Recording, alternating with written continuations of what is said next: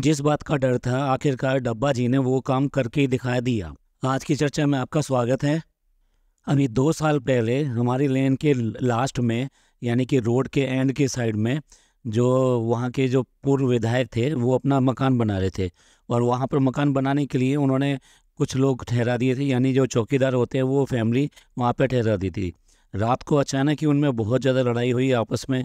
जब आवाज़ें आई तो उनको जाके डांट डपट के उनको चुप करा दिया गया कि ठीक है, रात का टाइम है, आप ये सब कुछ मत करो, ये अच्छा नहीं लगता है।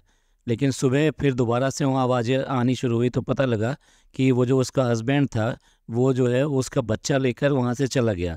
और वो औरत जो है बहुत बुरी तरह से रो रही थी अपने बच्चे के लिए, बिलक बिलक कर रो रही थी कि मेरा बच्चा ले गया, मेरा बच्चा ले गया। और बच्चा जो है लगभग 1.5 साल का था। माँ के लिए बच्चा क्या चीज़ होती है और उसकी तड़प क्या होती है, वो सब लोग वहाँ पे खड़े खड़े देख रहे थे और आपस में बातें कर रहे थे।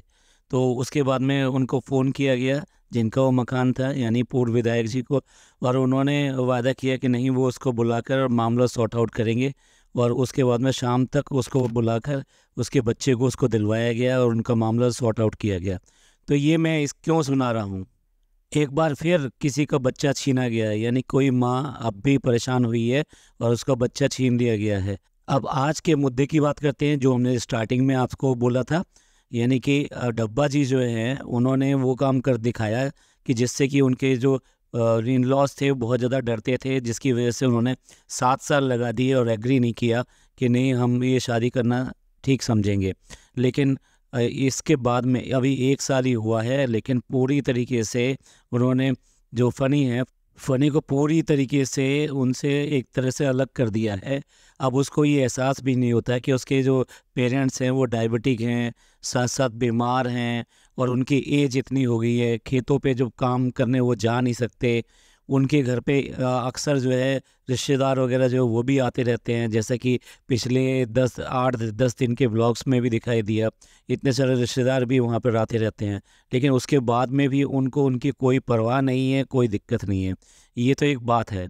बहुत सारे लोग कहते हैं कि भाई ऐसा होता है कि बच्चे जो है ना अपने काम के सिलसिले में चले जाते हैं, लेकिन बच्चे चले जाते हैं अपने काम के सिलसिले में।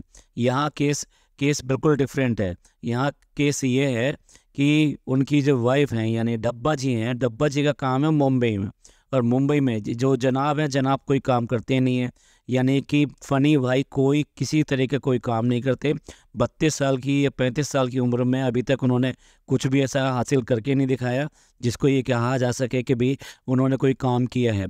और आगे भी कोई उम्मीद ऐसा कुछ भी नज़र नहीं आती कि वो अपने बूते के ऊपर कुछ ऐसा काम कर सकें। कुल मिला के वो 100% परजीवी हैं, डिपेंडेंट हैं अपनी वाइफ के ऊपर। डेफिनेटली उन्हीं के ऊपर डिपेंडेंट हैं। तो क्या इसको एक जॉब माना जा सकता है कि कोई वाइफ के ऊपर डिपेंडेंट है तो ये एक जॉब है उसका कि वो वाइफ की जो भी कुछ बातें हैं, जो भी कुछ करना है वही करेगा? ये तो कोई जॉब नहीं होता। लोग बाग नॉर्मली जाते हैं जब हस्बैंड का कहीं ना कहीं कोई जॉब होता है, कहीं बाहर जॉब होता है, तो वो वाइफ को भी वहाँ पे लेके चला जाता है, क्योंकि लाइफ इस तरह से नहीं चलती। बहुत सारी चीज़ें होती हैं, घर के खाना पीना और बहुत सारे काम होते हैं, जिसकी वजह से कि एक लेडीज़ की वहाँ पे ज़रूरत होती है। तो डेफिनेटली ऐसे केसेस में जो है हस्बैंड जो है बाहर चला जाता है, यानी कि बेटा बाहर चला जाता है। लेकिन यहाँ कौन सा जॉब है, यहाँ कौन सी सर्विस है, यहाँ कौन सा बिजनेस चल रहा है मुंबई के अंदर जिसको जस्टिफाई करते हैं जो इनके व्यूअर्स हैं कि ऐसा होता है कि बच्चे तो बाहर जाते ही हैं ना काम के सिलसिले में।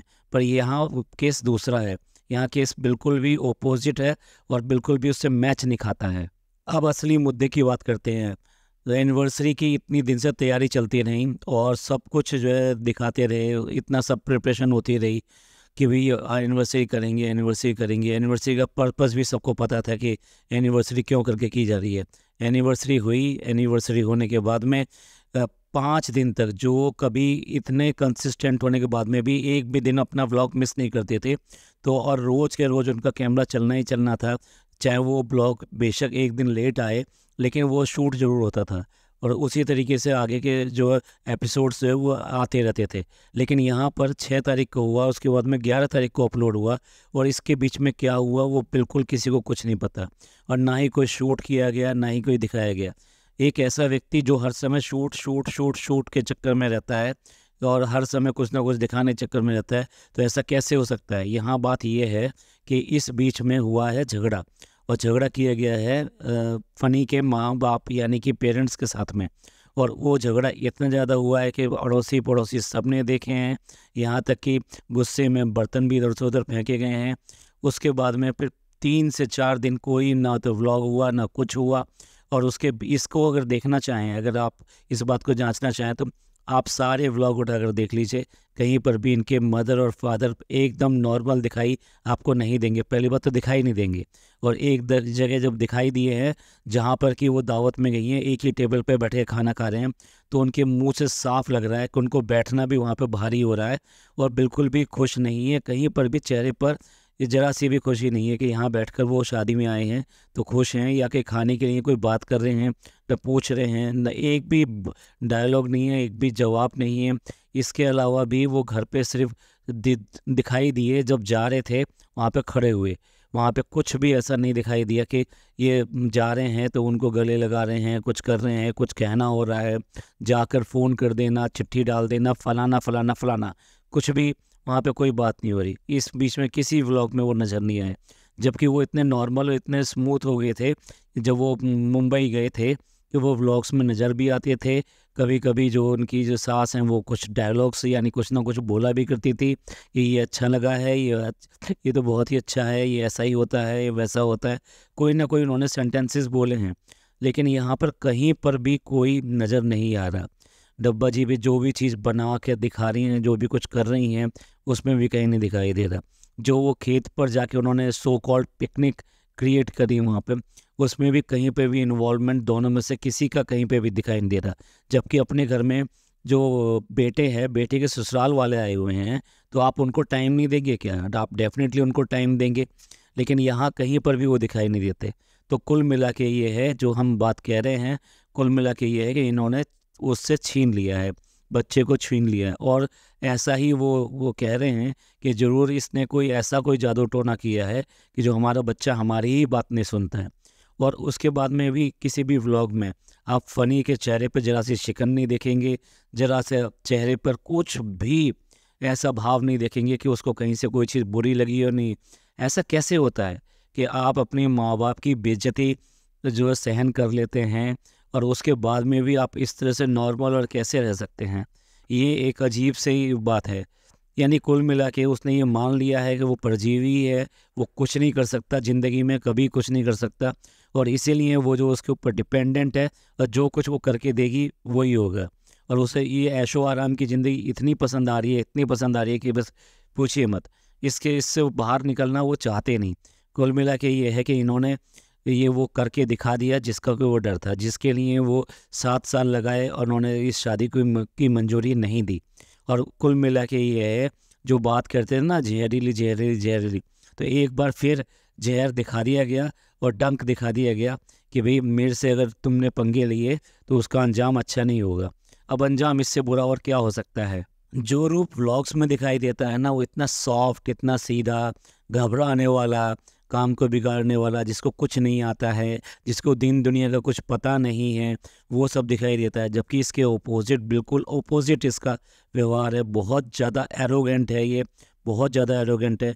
मेरे संपर्क में कुछ ऐसे भी लोग आए हैं कि जो पहले इनके व्लॉगिंग के ऊपर अपने व्लॉग्स बनाया करते थे, या इनके शॉर्ट्स वगैरह लेकर अपनी वीडियो क्रिएट किया करते थे और उसमें इन्हीं की तारीफ़ किया करते थे, यानी कि एक तरह से देखा जाए तो इनके समर्थक थे।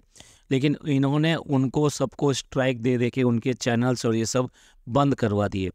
ये सब इसी बात को दिखाता है कि कितने ज़्यादा एरोगेंट हैं ये। और उसमें से भी कुछ के साथ में तो इतना ज़्यादा हुआ कि उनका इतना ज़्यादा सब्सक्राइबर बेस था, उसके बाद में भी उनको जो है कहा गया कि इमीडिएटली या तो वीडियो डिलीट कर दीजिए या हम स्ट्राइक देते हैं।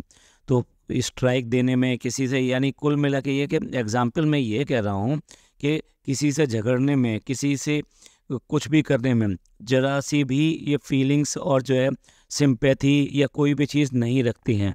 अपनी चीज़ इनको सबसे पहले है। आपने ब्लॉग्स में भी देखा होगा, ज़रा सी बात हो जाए तो बहुत ज़्यादा गुस्से से मुंह फूल जाता है, बात करना बंद कर देती हैं, और वो तो बस बिल्कुल पिस्सू की तरह उनके पीछे पीछे पीछे पीछे घूम के सॉरी सॉरी सॉरी सॉरी, इसके अलावा कभी भी आपने कभी उसके मुंह से सॉरी नहीं सुना होगा, डब्बा के मुंह से।